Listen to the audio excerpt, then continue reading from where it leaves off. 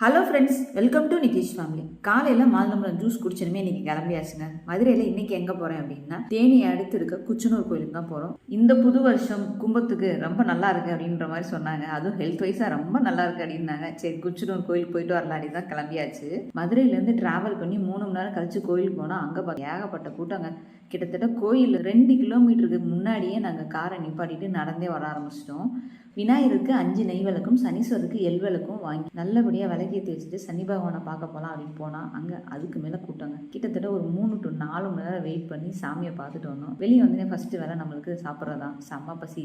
கிளம்பி வரும்போது பார்த்தா ஒரு சைடு வாழை மரம், ஒரு சைடு தென்னை மரம், ஒரு சைடு கரும்பு, ஒரு அப்பா அப்படியே பச்சை பச்சைன்னு செம்மையாக இருந்தது. வரும்போது நிதிஷ்க்கு கரும்பு வாங்கி கொடுத்துட்டு நான் 4 மணிக்கு கடைசி மீலாக எடுத்தது தயிர் சாதம் கொஞ்சம் எடுத்துக்கிட்டேன், கொஞ்சம் குஸ்கா சோறு எடுத்துக்கிட்டான், கருப்பு சுண்டல் எடுத்துக்கிட்டேன், ஆம்லேட் ஒன்று எடுத்து சாப்பிட்டான். அதுக்கப்புறம் வீட்டுக்கு கிளம்பிட்டோம்.